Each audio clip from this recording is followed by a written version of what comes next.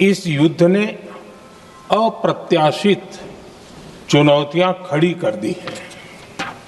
ये चुनौतियां आर्थिक भी हैं, नेशनल सिक्योरिटी से जुड़ी भी हैं और मानवीय भी हैं। युद्धरत और युद्ध से प्रभावित देशों के साथ भारत के व्यापक व्यापारिक रिश्ते हैं। जिस क्षेत्र में युद्ध हो रहा है वो दुनिया के दूसरे देशों के साथ हमारे व्यापार का भी एक महत्वपूर्ण रास्ता है। विशेष रूप से कच्चे तेल और गैस की हमारी जरूरतों का एक बड़ा हिस्सा यही क्षेत्र पूरा करता है। माननीय सभासदों, माननीय अध्यक्ष जी,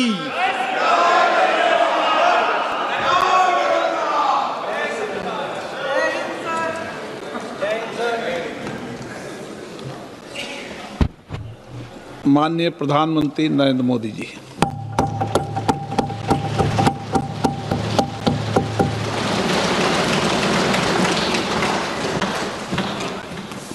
आदरणीय अध्यक्ष महोदय,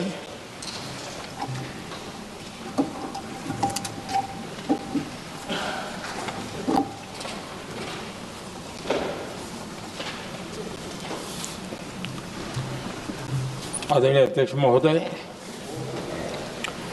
मैं इस सम्मानित सदन में पश्चिम एशिया में चल रहे संघर्ष और इसकी वजह से भारत के सामने आई चुनौतियों पर बात रखने के लिए उपस्थित हुआ हूं। इस समय पश्चिमी एशिया की हालत चिंताजनक है।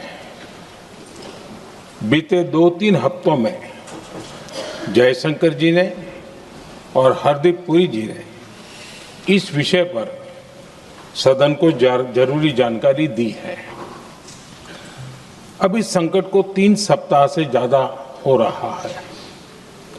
इसका पूरे विश्व की अर्थव्यवस्था पर, लोगों के जीवन पर बहुत ही विपरीत असर हो रहा है।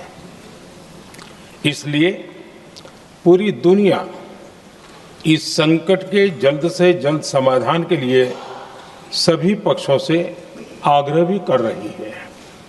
अध्यक्ष महोदय, भारत के सामने भी इस युद्ध ने अप्रत्याशित चुनौतियां खड़ी कर दी हैं।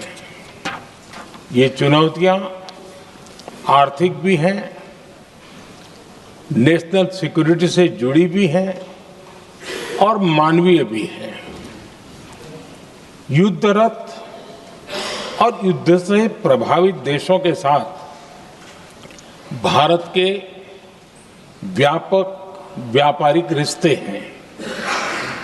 जिस क्षेत्र में युद्ध हो रहा है वो दुनिया के दूसरे देशों के साथ हमारे व्यापार का भी एक महत्वपूर्ण रास्ता है। विशेष रूप से कच्चे तेल और गैस की हमारी जरूरतों का एक बड़ा हिस्सा यही क्षेत्र पूरा करता है। हमारे लिए ये रीजन एक और कारण से भी अहम है। लगभग 1 करोड़ भारतीय खाड़ी देशों में रहते हैं और वहां काम करते हैं। वहां समंदर में जो कमर्शियल शिप चलते हैं उनमें भारतीय क्रू मेंबर्स की संख्या भी बहुत अधिक है। ऐसे अलग अलग कारणों के चलते भारत की चिंताएं स्वाभाविक रूप से अधिक है। इसलिए ये आवश्यक है कि भारत की संसद से इस संकट को लेकर एक मत और एकजुट आवाज दुनिया में जाए।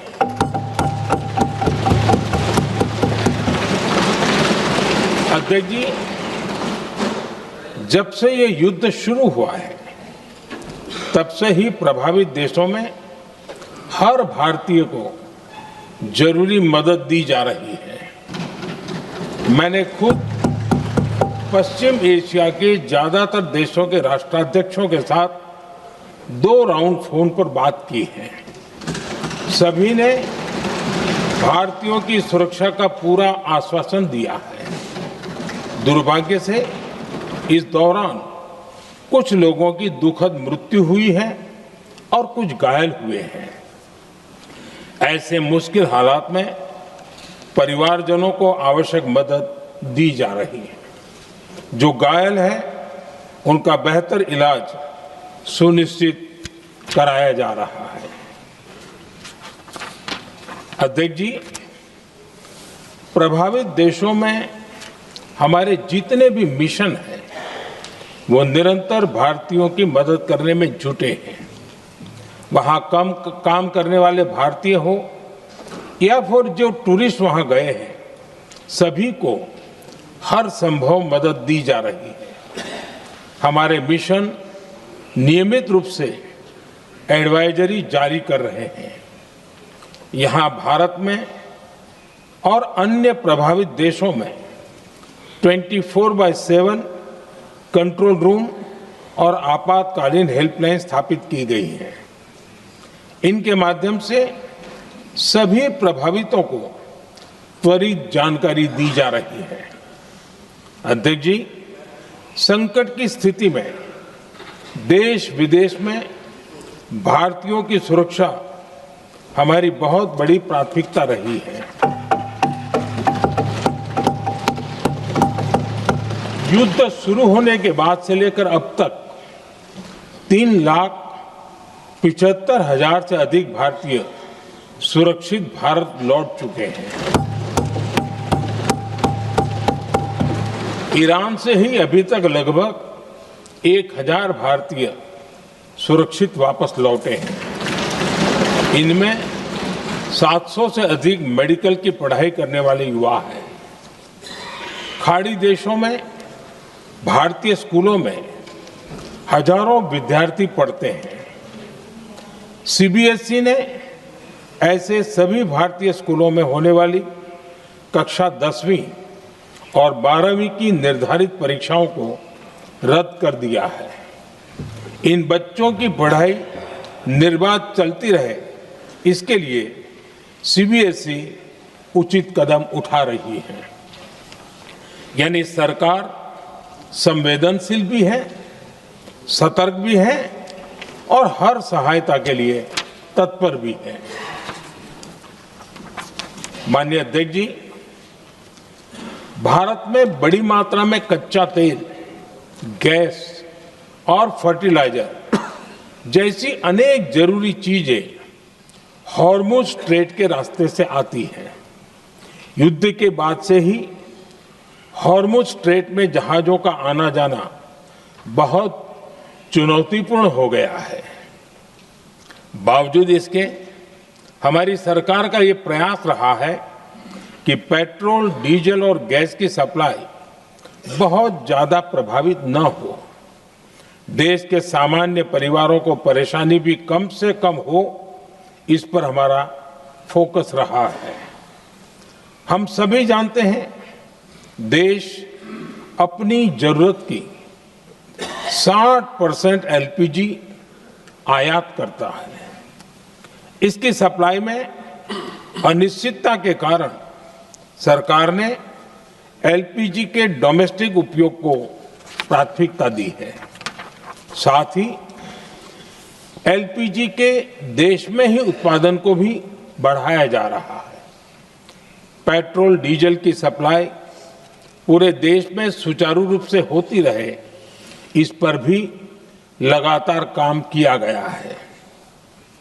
अध्यक्ष जी, आज की इन परिस्थितियों में एनर्जी सिक्योरिटी को लेकर बीते 1 दशक में उठाए गए कदम और भी प्रासंगिक हो गए हैं।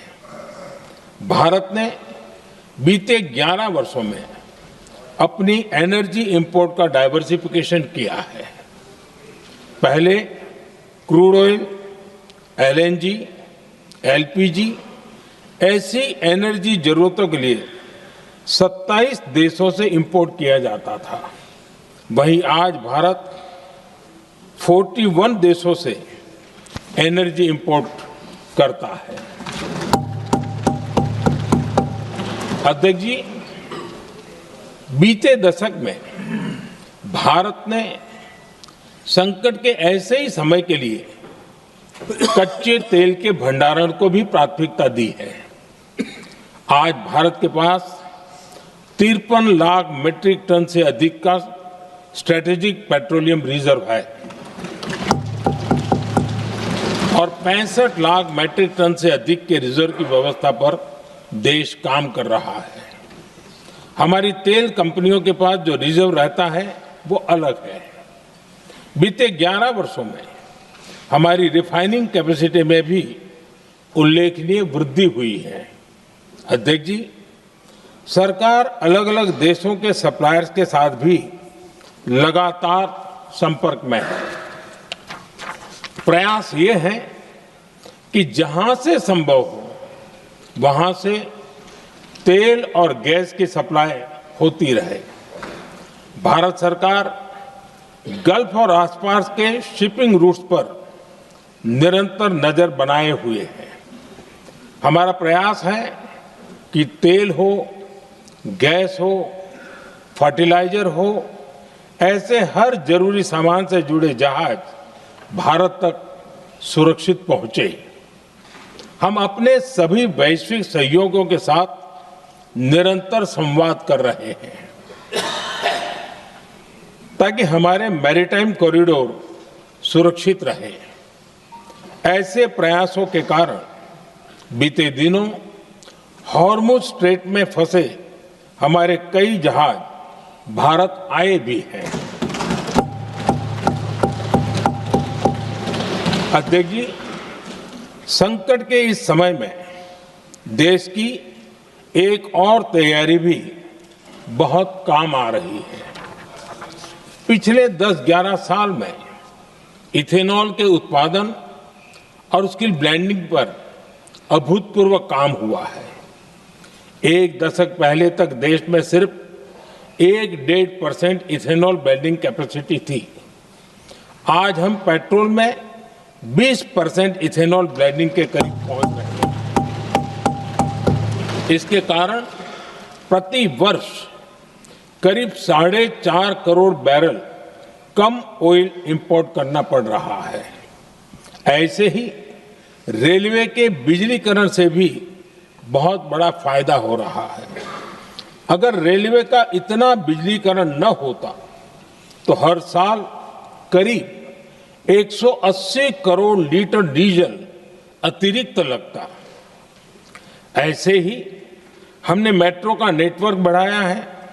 2014 में जहां देश में मेट्रो नेटवर्क 250 किलोमीटर से भी कम था, आज ये बढ़कर करीब 1100 किलोमीटर हो गया है।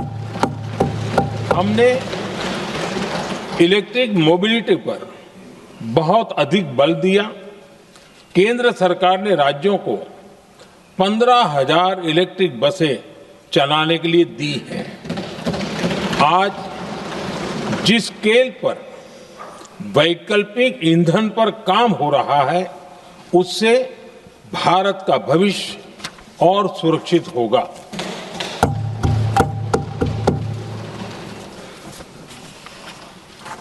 आदरणीय अध्यक्ष जी, हम जानते हैं कि एनर्जी आज इकोनॉमी की रीढ़ है और ग्लोबल एनर्जी नीड्स को पूरा करने वाला एक बड़ा सोर्स वेस्ट एशिया है। स्वाभाविक है कि दुनिया भर की अर्थव्यवस्था वर्तमान संकट से प्रभावित हो रही है और भारत पर इसका कम से कम दुष्प्रभाव हो, इसके लिए निरंतर प्रयास किए जा रहे हैं। सरकार इसके शॉर्ट टर्म, मीडियम टर्म और लॉन्ग टर्म ऐसे हर असर के लिए एक रणनीति के साथ काम कर रही है। आज भारत की इकोनॉमी के फंडामेंटल्स मजबूत है। इससे भी देश को बहुत मदद मिली है। हम हर सेक्टर के स्टेक होल्डर्स के साथ चर्चा कर रहे हैं। जहां भी जरूरत है उस सेक्टर को आवश्यक सपोर्ट दिया जा रहा है। भारत सरकार ने एक इंटर मिनिस्ट्रियल ग्रुप भी बनाया है। ये ग्रुप हर रोज मिलता है और हमारे इंपोर्ट एक्सपोर्ट में आने वाली हर दिक्कत का आकलन करता है और ये ग्रुप आवश्यक समाधान पर भी निरंतर काम करता है। मुझे पूरा भरोसा है कि सरकार और इंडस्ट्री के साझा प्रयासों से हम परिस्थितियों का बेहतर सामना कर पाएंगे। माननीय अध्यक्ष जी, एक बड़ा सवाल ये है कि युद्ध का खेती पर क्या प्रभाव होगा। देश के किसानों ने हमारे अन्न के भंडार भर रखे हैं, इसलिए भारत के पास पर्याप्त खाद्यान्न है। हमारा ये भी प्रयास है कि खरीफ सीजन की ठीक से बुआई हो सके। सरकार ने बीते सालों में आपात स्थिति से निपटने के लिए खाद की पर्याप्त व्यवस्था भी की है। अतीत में भी हमारी सरकार ने दुनिया के संकटों का बोझ किसानों पर नहीं पड़ने दिया था। कोरोना और उस समय के युद्धों के दौरान उस समय भी ग्लोबल सप्लाई चेन में डिस्ट्रप्शन आ गई थी। दुनिया के बाजार में यूरिया की एक बोरी 3,000 रुपये तक पहुंच गई, लेकिन भारत के किसानों को वही बोरी 300 रुपये से भी कम कीमत में उपलब्ध कराई गई। अध्यक्ष जी, देश के किसानों को इस प्रकार के संकटों से बचाने के लिए भी बीते वर्षों में अनेक कदम उठाए गए हैं। पिछले एक दशक में देश में 6 यूरिया प्लांट शुरू किए गए हैं। इससे सालाना 76 लाख मैट्रिक टन से अधिक की यूरिया प्रोडक्शन कैपेसिटी जुड़ी है। इस दौरान डीएपी और एनपीकेएस जैसी खाद का घरेलू उत्पादन भी करीब 50 लाख मैट्रिक टन बढ़ाया गया है। इतना ही नहीं, तेल और गैस की तरह खाद के आयात को भी डाइवर्सिफाई किया गया है। ऐसे ही डीएपी और एनपीके के आयात के लिए भी हमने अपने विकल्पों को विस्तार किया है। अध्यक्ष जी, सरकार ने देश के किसानों को made in India nano urea का विकल्प भी दिया है। सरकार किसानों को प्राकृतिक खेती के लिए भी प्रोत्साहित कर रही है। पीएम कुसुम योजना के तहत किसानों को 22 लाख से ज्यादा सोलर पंप दिए गए हैं। इससे भी डीजल पर उनकी निर्भरता कम हुई है। मैं सदन के माध्यम से देश के किसानों को विश्वास दिलाता हूं कि सरकार किसानों की हर संभव मदद करती रहेगी। आदरणीय अध्यक्ष जी, युद्ध का एक बहुत बड़ा चैलेंज ये भी है कि भारत में गर्मी का मौसम शुरू हो रहा है। आने वाले समय में बढ़ती गर्मी के साथ बिजली की डिमांड बढ़ती जाएगी। फिलहाल देश के सभी पावर प्लांट्स के पर्याप्त कोल स्टॉक्स उपलब्ध है। भारत ने लगातार दूसरे साल 100 करोड़ टन कोयला उत्पादन करने का रिकॉर्ड बनाया है। पावर जनरेशन से लेकर पावर सप्लाई तक के हमारे सभी सिस्टम की निरंतर मॉनिटरिंग भी की जा रही है और सरकार की तैयारियां उसको रिन्यूएबल एनर्जी से भी मदद मिली है। बीते दशक में रिन्यूएबल एनर्जी की तरफ देश ने बड़े कदम उठाए हैं। आज हमारी total installed power generation capacity का आधा हिस्सा रिन्यूएबल सोर्स से आता है। हमारी कुल रिन्यूएबल क्षमता आज 250 गीगावाट के ऐतिहासिक आंकड़े को पार कर गई है। बीते 11 वर्षों में देश ने अपनी सोलर पावर कैपेसिटी करीब 3 गीगावाट से बढ़ाकर 140 गीगावाट तक पहुंचाई है। बीते वर्षों में देश में करीब 40 लाख रूफटॉप सोलर लगे हैं। इसमें पीएम सूर्यघर मुफ्त बिजली योजना से भी लोगों को काफी मदद मिली है। गोवर्धन योजना के तहत देश में आज 200 कॉम्प्रेस्ड बायोगैस प्लांट भी काम करना शुरू कर चुके हैं। ये सारे प्रयास आज देश के बहुत काम आ रहे हैं। सरकार ने भविष्य की तैयारी और बढ़ाते हुए शांति एक्ट माध्यम से देश में न्यूक्लियर एनर्जी के उत्पादन को भी प्रोत्साहित किया है। कुछ ही दिन पहले small hydro power development scheme को भी हरी झंडी दी गई है, जिससे अगले 5 वर्षों में 1500 मेगावाट नई हाइड्रो पावर कैपेसिटी जोड़ी जाएगी। आदरणीय अध्यक्ष जी, जहां तक डिप्लोमेसी की बात है, भारत की भूमिका स्पष्ट है। शुरुआत से ही हमने इस संघर्ष को लेकर अपनी गहरी चिंता व्यक्त की है। मैंने स्वयं भी पश्चिम एशिया की सभी संबंधित नेताओं से बातचीत की है। मैंने सभी से तनाव को कम करने और इस संघर्ष को खत्म करने का आग्रह किया है। भारत ने नागरिकों, एनर्जी और ट्रांसपोर्ट से जुड़े इंफ्रास्ट्रक्चर पर हमलों का विरोध किया है। कमर्शियल जहाजों पर हमला और हॉर्मुज स्ट्रेट जैसे अंतर्राष्ट्रीय जलमार्ग में रुकावट अस्वीकार्य है। भारत डिप्लोमेसी के जरिए युद्ध के इस माहौल में भी भारतीय जहाजों के सुरक्षित आवागमन के लिए निरंतर प्रयास कर रहा है।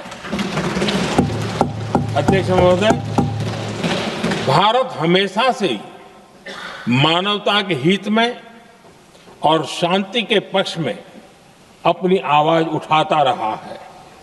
मैं फिर कहूंगा कि बातचीत और कूटनीति ही इस समस्या का समाधान है। हमारे हर प्रयास तनाव को कम करने, इस संघर्ष को समाप्त करने के लिए है। इस युद्ध में किसी के भी जीवन पर संकट मानवता के हित में नहीं है।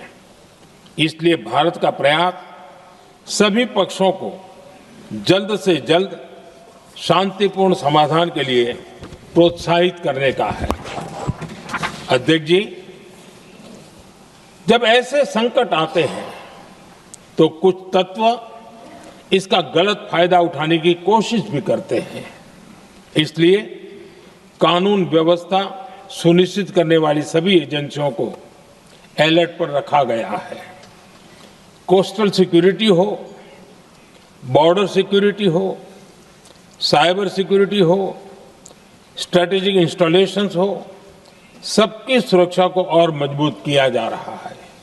अध्यक्ष जी, इस युद्ध के कारण दुनिया में जो कठिन हालात बने हैं, उनका प्रभाव लंबे समय तक बने रहने की आशंका है। इसलिए हमें तैयार रहना होगा, हमें एकजुट रहना होगा।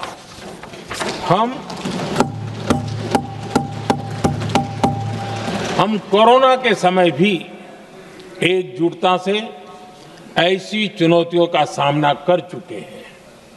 अब हमें फिर से उसी तरह तैयार रहने की आवश्यकता है। धीरज के साथ, संयम के साथ, शांत मन से हमें हर चुनौती का मुकाबला करना है। और यही हमारी पहचान है, यही हमारी ताकत है। और हां, हमें बहुत सावधान और सतर्क भी रहना है। हालात का फायदा उठाने वाले झूठ फैलाने का प्रयास करेंगे। ऐसे लोगों की कोशिशों को सफल नहीं होने देना है। मैं देश की सभी राज्य सरकारों से भी इस सदन के माध्यम से आग्रह करूंगा, ऐसे समय में कालाबाजारी करने वाले जमाखोरी करने वाले एक्टिव हो जाते हैं। इसके लिए कड़ी मॉनिटरिंग जरूरी है। जहां से भी ऐसी शिकायतें आती हैं, वहां त्वरित कार्रवाई होनी चाहिए। देश की हर सरकार और देश का हर नागरिक जब मिलकर चलेंगे तो हम हर चुनौती को चुनौती दे सकते हैं। इसी आग्रह के साथ मैं अपना वक्तव्य समाप्त करता हूं। बहुत बहुत धन्यवाद। माननीय सदस्यगण, जिन्हें आज अपना नियम 377 के अधीन मामले उठाने हैं, वे व्यक्तिगत रूप से सभा पटल पर अपना प्रस्तुत पटल पर रख सकते हैं। और आप हमसे जुड़े रहने के लिए सब्सक्राइब करें YouTube पर, फॉलो करें Twitter पर और लाइक करें Facebook पर। और ज्यादा जानकारी के लिए आपको टाइप करना होगा सिर्फ न्यूज़ नशा।